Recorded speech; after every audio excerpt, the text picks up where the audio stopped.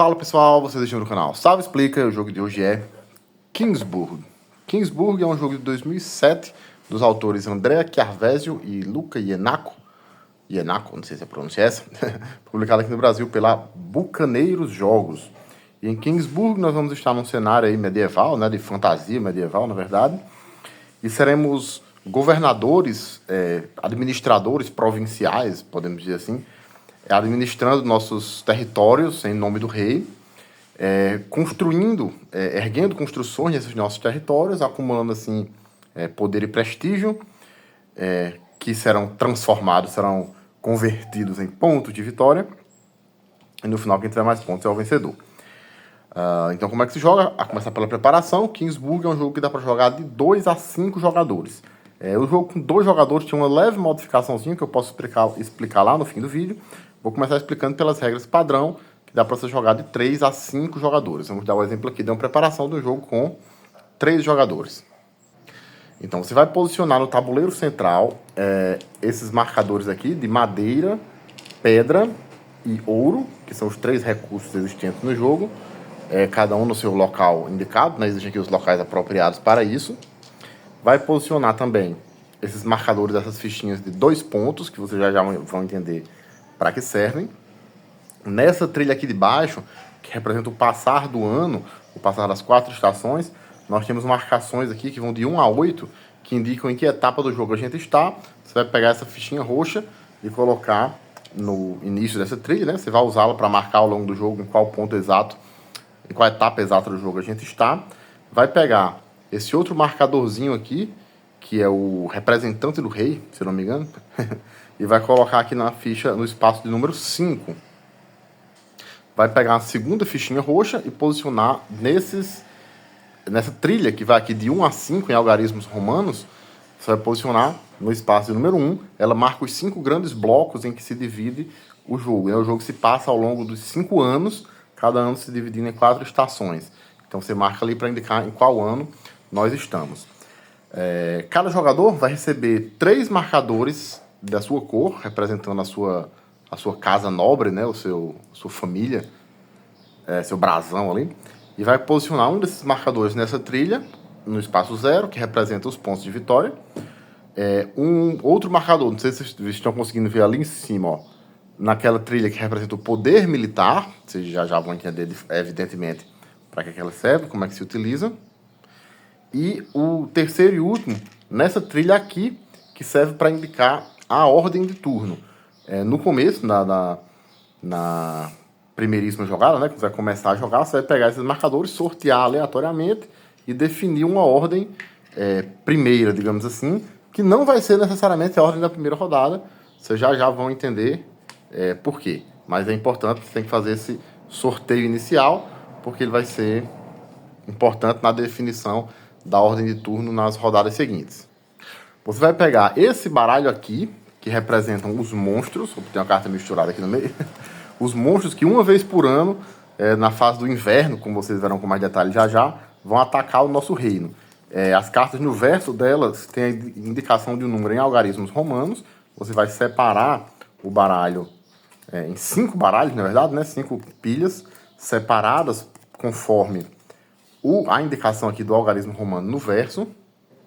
Feita essa separação, você vai aleatoriamente sortear, sem ver o conteúdo, uma carta de cada um desses subbaralhos, digamos assim, e vai colocar aqui nesse espaço que representa o inverno, começando de baixo para cima, digamos assim, começando com a de número 5, seguido por uma de número 4, sempre sorteando aleatoriamente, e assim por diante, completando com uma carta 3, uma 2 e uma 1. Uma carta de cada um desses subbaralhos, digamos assim, dessa forma. Apenas uma de cada baralho, o resto você pode guardar na caixa do jogo sem olhar o seu conteúdo. Você não vai precisar delas nessa partida, certo? Cada jogador recebe ainda um conjunto de 3 dados da sua cor, certo? Deve manter consigo. Existe ainda um conjunto de dados brancos que você também deve deixar por perto ao alcance dos jogadores. Cada jogador recebe um tabuleiro individual como esse, que representa as suas construções, as possíveis construções que você vai erguer no seu reino, ali na sua província, ao longo do jogo. e recebe também um conjunto de marcadorzinhos como esse, da sua respectiva cor, que serve para registrar, como vocês verão com mais detalhe daqui a pouco, nesse tabuleiro individual, quais construções estão erguidas e quais não, certo? Então esses marcadorzinhos servem para isso. Você registra elas aqui, indicando qual é a construção que está de fato erguida, de fato construída. E a gente está pronto para começar a jogar. O jogo, como eu disse, vai se desenvolver ao longo de 5 blocos, né, que a regra chama de anos, cada ano dividido em 4 estações. E em cada estação nós temos aquilo que a regra chama de fase de produção, e entre uma estação e outra nós temos algum detalhezinho, alguma outra fase diferente que vai mudando ao longo do jogo, como vocês entenderão agora. A primeira etapa que vai acontecer em cada ano, aqui na etapa 1, é a chamada Ajuda do Rei. Isso tudo vem descrito iconograficamente, a iconografia desse jogo é bem bacana. É a Ajuda do Rei. Como é que vai funcionar? O jogador que naquele momento tiver o menor número de construções erguidas no seu tabuleiro individual aqui, vai receber um dado branco extra. Vai ficar com esse dado branco para utilizá-lo na etapa seguinte, que é a etapa da primavera, como vocês já vão entender com detalhes como é que funciona essa história de utilizar os dados, certo? Mas guardem essa informação. Então o jogador que tiver o menor número de construções recebe um dado branco para jogar juntamente com os seus dados normais na etapa seguinte, na fase da primavera, seria aqui a etapa número 2. Em caso de empate, ou seja, mais de um jogador empatado com o menor número de construções, o desempate vai em quem tiver menos recursos, que são ali ouro, pedra e madeira. Persistindo o empate, os jogadores empatados, persistindo o empate, nenhum dos jogadores recebe o dado branco e cada um dos jogadores empatados vai ter o direito de pegar um recurso à sua escolha. O que sempre vai acontecer na primeira rodada, né? Na primeiríssima rodada ninguém tem nenhuma construção e ninguém tem nenhum recurso, então tá todo mundo empatado com 0 construções e 0 recursos. Logo, na primeiríssima rodada, cada um vai ter direito de pegar aqui um recurso à sua escolha, certo? Mas nas rodadas seguintes, nos anos seguintes, você vai sempre fazer essa verificação, né? Quem tiver menos construções erguidas, em caso de empate, quem tiver menos recursos dentre os empatados, e persistindo o empate, cada um dos empatados pode pegar um recurso à sua escolha, mas em compensação não recebe o dado branco extra. E para que serve o dado branco extra? Serve para a mesma coisa que servem os dados coloridos, que é na etapa 2, a etapa de produção. Em cada uma das 4 estações nós vamos ter uma etapa central, que digamos assim é o núcleo do jogo, que é o que a regra chama de etapas de fase de produção. Aliás, mentira, no inverno, nós, em vez de termos uma fase de produção, vamos ter uma fase de batalha. Mas eu já chego lá. Então, chegamos então na etapa 2, que é a fase de produção da primavera. Como é que funciona essa fase da produção?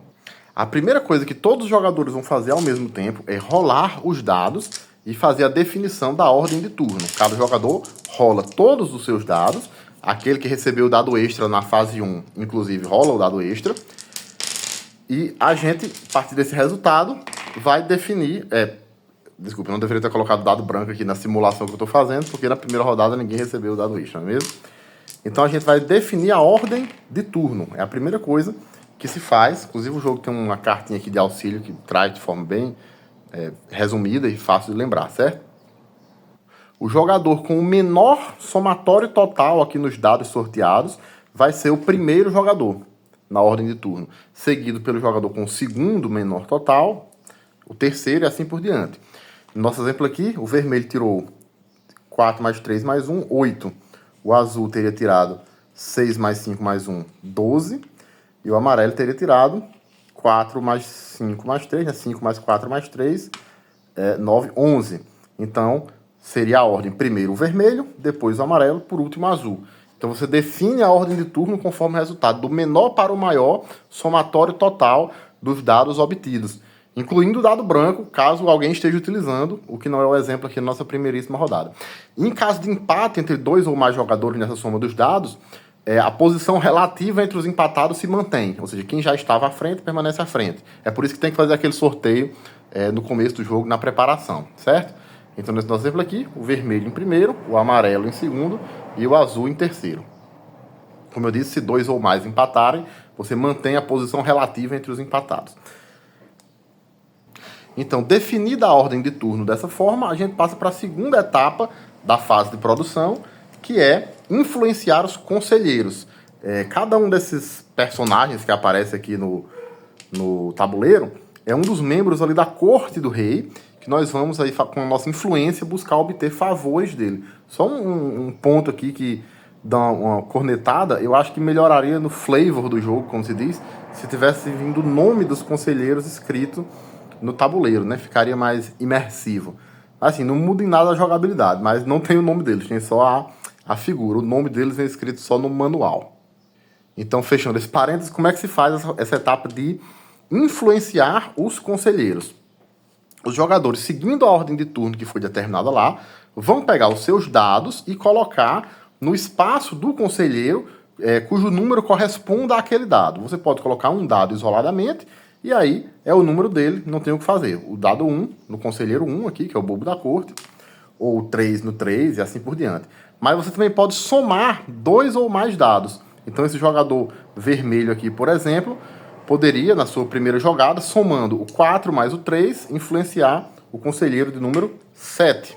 Seria possível.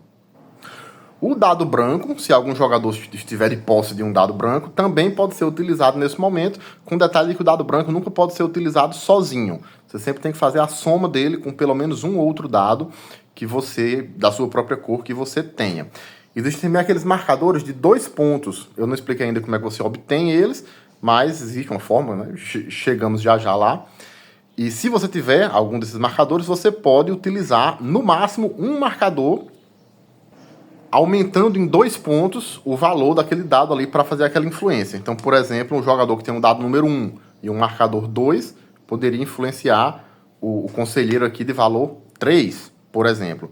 Em cada uma dessas influências, podemos dizer assim, você pode utilizar no máximo um marcador 2, certo? Se você tiver mais de um marcador 2, você pode usar mais de um, desde que em conselheiros diferentes, né? em espaços diferentes aqui, no momento de fazer essa influência. O marcador 2 nunca pode ser utilizado sozinho, o dado branco também nunca pode ser utilizado sozinho. E aí o grande X da questão do jogo é que cada conselheiro só pode ser influenciado uma vez.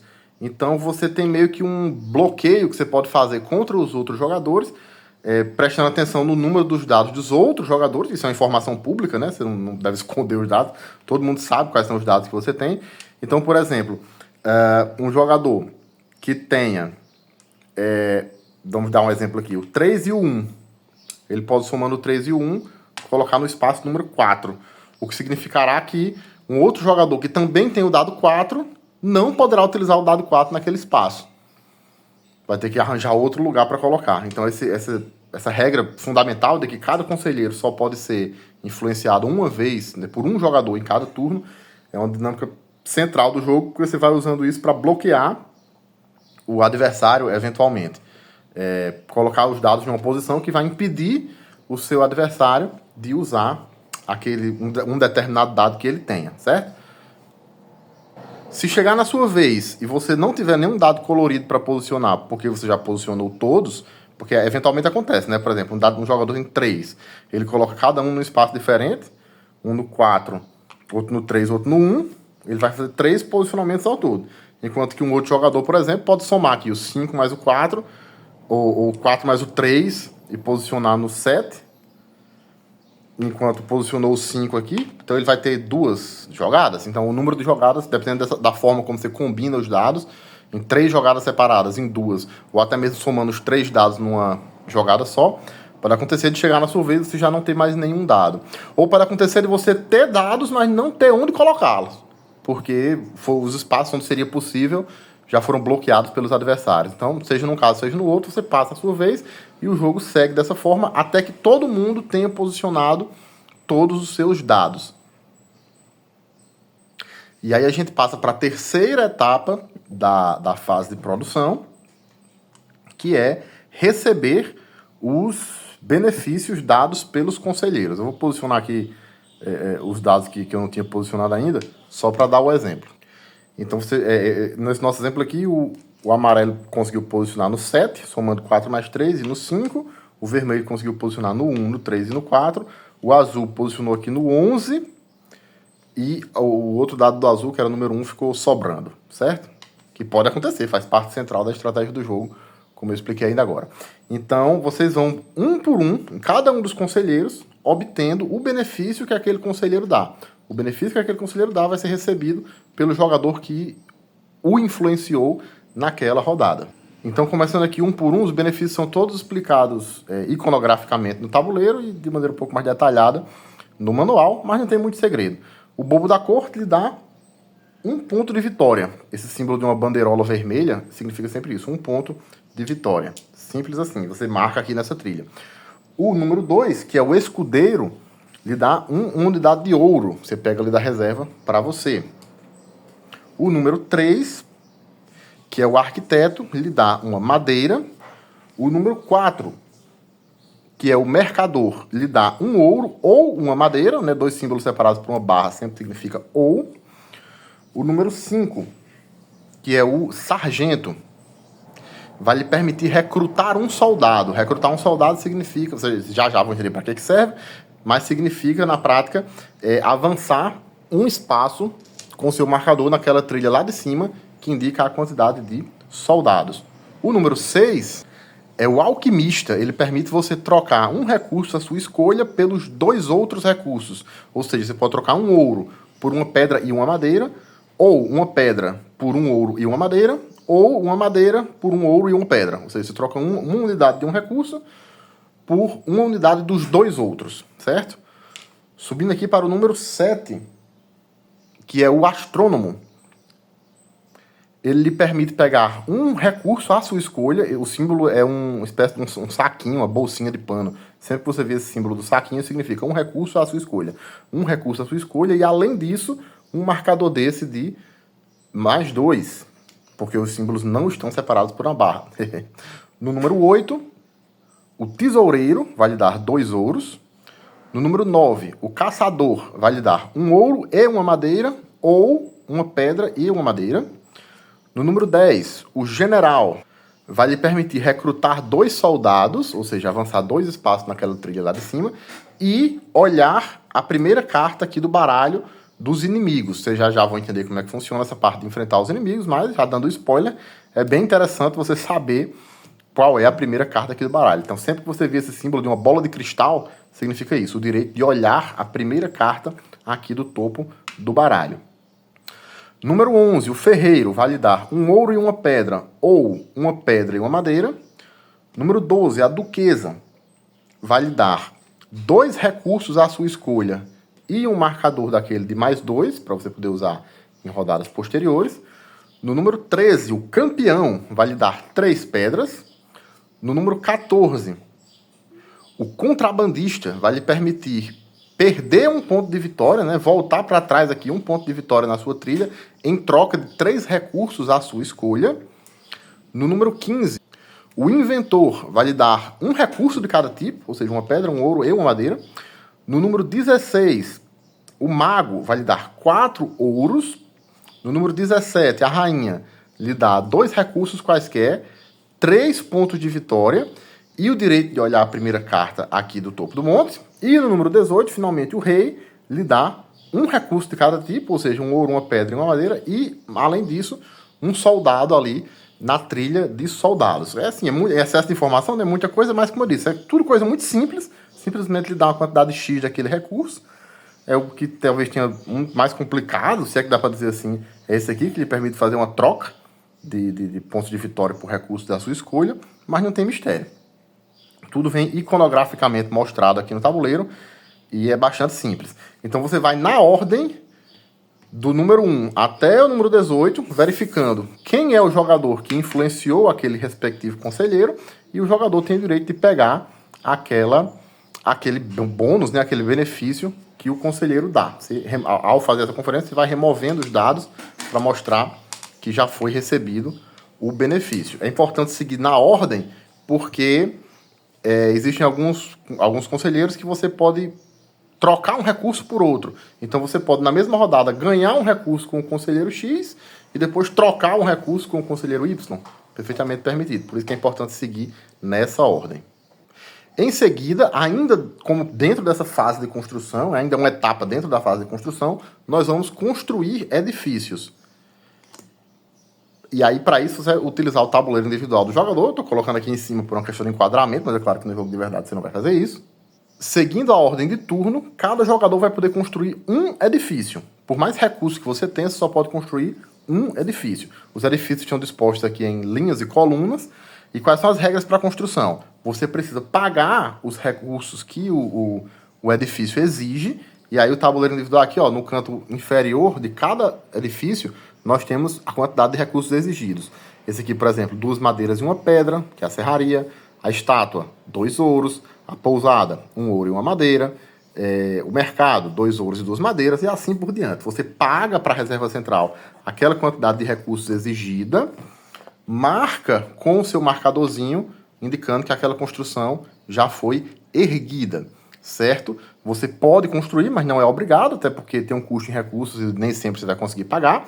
E além disso, temos uma outra regra que é o seguinte: dentro de uma mesma linha, você só pode construir os edifícios mais da direita se os da esquerda já estiverem construídos. Isso vale dentro de cada linha, certo? Então aqui na linha A, serraria, pedreira, ourives e casa da moeda. Só pode construir a casa da moeda depois que tiver ourives, só pode construir ourives depois que tiver a pedreira, e assim por diante.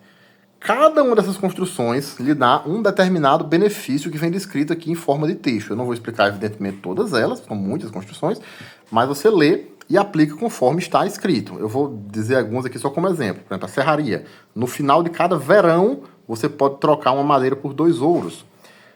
A estátua. No início de cada estação, se tiver o mesmo número em todos os dados, pode rolar novamente um dado. E assim por diante. Aqui, a torre da guarda vai lhe dar um benefício de mais 1 na hora da batalha. O que mais? A muralha vai lhe dar um benefício de mais 1 na hora da batalha e também vai considerar que você vence os empates em caso de batalha. E assim por diante. Todos eles vão ter um poderzinho especial que se torna ativo a partir do momento em que você constrói. Além disso, todos eles, ou a grande maioria deles, também lhe dá pontos de vitória. No momento em que você constrói, você anda com o seu marcador aqui na trilha de pontos de vitória, a quantidade de pontos indicada nesse ícone aqui da bandeirola, certo? Então essa é a 4ª e última etapa do que ele chama de fase de produção. Ou seja, rolar os dados, definir a nova ordem de turno, influenciar os conselheiros. Aliás, no caso são 5 fases, né? Rolar os dados, definir a nova ordem de turno, influenciar os conselheiros, utilizando os dados, receber os benefícios que os conselheiros dão e, por último, erguer uma construção. Lembre que existe esse limite também, né, da quantidade, uma construção na sua cidade. Todo mundo tendo feito isso, finaliza-se essa fase de produção, que no caso, no nosso exemplo aqui foi a primavera, e a gente passa para a etapa 3, que é a recompensa do rei. O rei vai dar 1 ponto de vitória, tudo isso mostrado, como eu disse, graficamente aqui no tabuleiro, a iconografia muito bem feita. O rei vai dar 1 ponto de vitória para o jogador que tiver mais edifícios erguidos naquele momento. 1 ponto de vitória para quem tiver mais edifícios erguidos. Em caso de empate, todos os empatados recebem esse ponto de vitória extra. E a gente passa para a etapa 4, que é a estação do verão.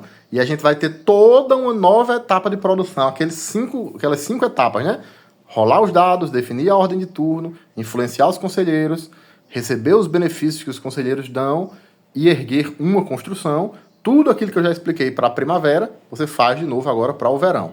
O detalhe é que aquele dado branco extra que você recebeu lá na etapa 1, se é que alguém recebeu, deve ser usado apenas na etapa 2, na etapa da primavera. Tem que lembrar desse detalhe aí que é facilmente esquecível, de descartar aquele dado branco quando for começar a etapa 4, que é a etapa do verão. Faz toda aquela fase de etapa de produção mais uma vez.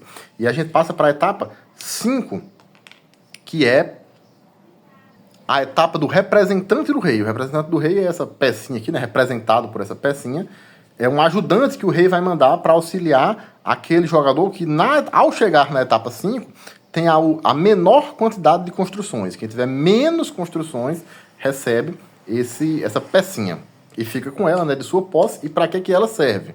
Serve para que o jogador possa realizar uma de 2 ações possíveis. O jogador que tem essa posse do representante do rei, ele vai poder ou influenciar um conselheiro que já foi influenciado nessa mesma rodada, ou vai poder construir 2 construções na mesma rodada, na mesma fase de produção. Então, o jogador que é uma única utilização. Quando ele utilizar um desses dois benefícios, ele devolve o representante do rei aqui para o espaço 5. E ele tem que fazer isso até que o marcador chegue novamente no espaço 5. Ou seja, ele é obtido aqui entre o verão e o outono. Então, você tem o outono do mesmo ano, o inverno não, porque o inverno segue uma lógica diferente, que eu explico daqui a pouco. Você tem o outono daquele mesmo ano, a primavera do ano seguinte e o verão do ano seguinte. São as 3 janelas de oportunidade que você tem, digamos assim, para utilizar um desses 2 benefícios que o conselheiro do rei lhe dá. Então, se chegar de novo no espaço 5 e você não tiver utilizado ainda, você é obrigado a devolver, certo? E é uma única utilização. Quando você utilizar uma vez, você já devolve. E aí você pode ou erguer 2 construções na mesma rodada, ou influenciar um conselheiro que já foi influenciado naquela mesma rodada, certo? E a gente passa para a etapa 6, que é o outono. Nós vamos ter uma nova fase de produção com todo aquele passo a passo, lançar os dados, influenciar os conselheiros, etc. Chegamos então na etapa 7, que é a contratação de mercenários. Cada jogador, seguindo a ordem de turno, vai ter a oportunidade de contratar quantos soldados ele quiser, pagando o custo aqui de 2 recursos quaisquer, podem ser iguais ou diferentes, tanto faz, em troca de um soldado. 2 recursos quaisquer por um soldado. E aí você avança com o marcador. Desculpem os quero fazendo zoada aqui na frente de casa, certo? Faz parte. Você avança com seus marcadores naquela trilha lá de cima, que indica a quantidade de soldados, pagando esse custo, né? 2 recursos quaisquer em troca de um soldado. Essa foi a etapa 7. E aí a gente chega na etapa 8, que é o inverno. O inverno é quando os monstros atacam. O que é que você vai fazer? Você vai revelar aqui a primeira carta do topo do monte e vai indicar qual é o ataque que está sendo feito. Primeiro, quais são os monstros que estão atacando. Nesse nosso exemplo aqui, goblins. É importante porque existem algumas construções lá no tabuleiro individual que dão benefícios específicos dependendo do tipo de monstro. Se é um goblin ou se é um morto-vivo, você ganha bônus específicos para aquele tipo de monstro. Então é importante prestar atenção, não é meramente ilustrativo. Esse número aqui à esquerda indica a força do monstro. Certo? Então como é que vai funcionar a batalha? Como é que funciona? Você vai lançar um dado branco. Esse dado branco indica uma quantidade de soldados que foi enviado para você pelo rei. Esse é um exemplo aqui, 3. Então todos os jogadores vão avançar 3 espaços ali na trilha de número de soldados, certo? Todos eles. É um bônus aí, um presente que o rei manda. Todo mundo vai receber uma determinada quantidade de soldados de acordo com esse dado branco lançado. Então você vai somar, cada jogador individualmente, seguindo a ordem de turno, vai somar a quantidade de soldados que tem lá na trilha, mais algum bônus ou penalidade que ele eventualmente tem em virtude das construções. Existem construções que dão bônus ou penalidade para qualquer batalha ou para batalhas contra um tipo de adversário específico. Você vai ter que verificar, evidentemente, as construções que você tem erguidas, não é mesmo? Somando esses bônus que você recebe, que eventualmente tenha, mais a quantidade de soldados que você tem ali na trilha, você vai comparar se você consegue ultrapassar a força do monstro. Caso consiga, você recebe o bônus mostrado na parte de baixo. Nesse caso aqui, por exemplo, uma pedra. Caso não consiga, ou seja, caso o monstro seja mais forte do que você perde o que é mostrado aqui na parte de cima. E em caso de empate, você não ganha nem perde nada. Então você soma a quantidade de soldados que você tem, lembrando de acrescentar aqueles que o rei enviou, sorteado aqui no dado branco, mais eventuais bônus ou penalidades que você tem em virtude das suas construções que você tem erguida, e compara. Se for maior do que a força do monstro, você ganha o benefício daqui de baixo. Se der empate, você não ganha nem perde nada. Se for menor do que a força do monstro, você perde o que estiver mostrado aqui em cima. Nesse nosso exemplo aqui dos goblins, você perderia um ouro e seria obrigado a remover, a destruir uma construção. Se você eventualmente tiver que perder recursos, você simplesmente descarta aquela quantidade de recursos e se você não tiver a quantidade necessária, você passa batido. Você não vai ficar devendo recursos, digamos assim.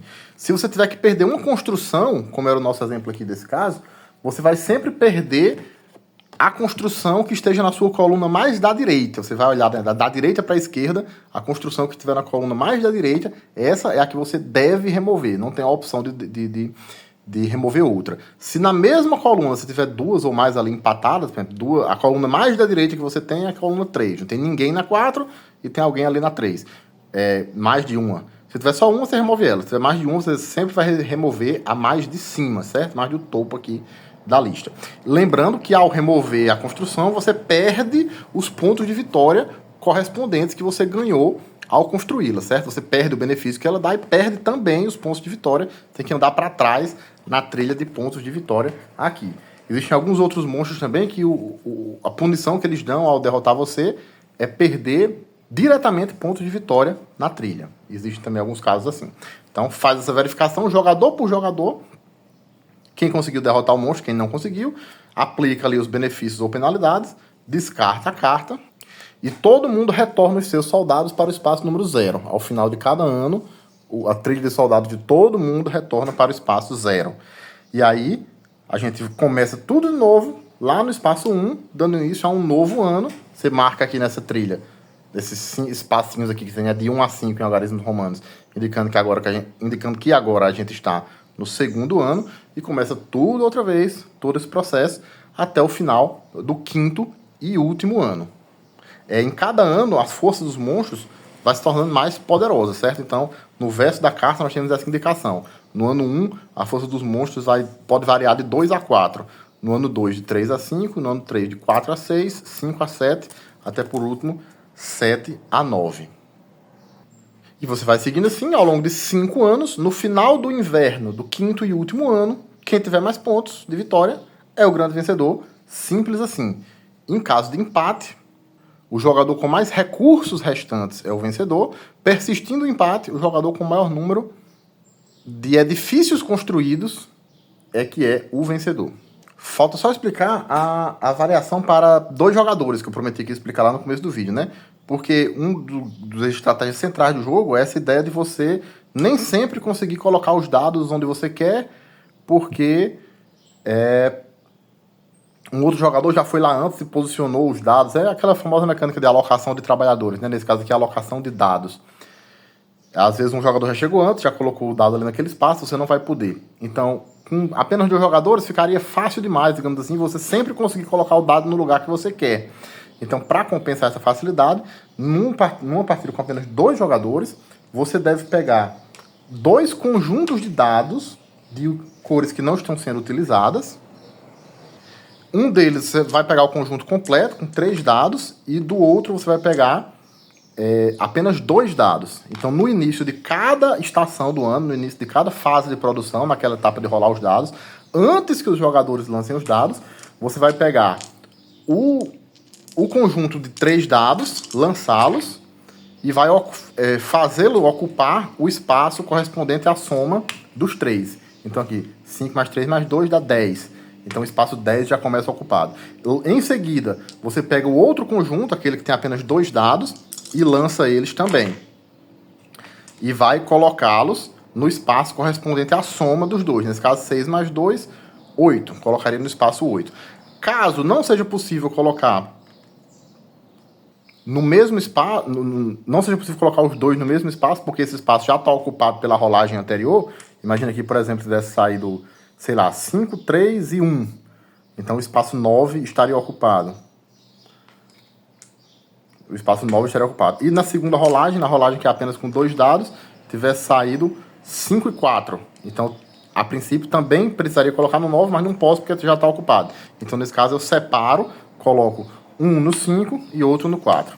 E aí sim, depois de feita essa ocupação preliminar por esses jogadores imaginários, esses jogadores fantasma, aí os jogadores passam normalmente a sua fase de produção. Então é isso. Esse foi o nosso jogo da semana. Joguem Kingsburg. Se gostou do vídeo, deixe seu curtir e seu comentário, se inscreva no canal, ative as notificações e até o próximo jogo.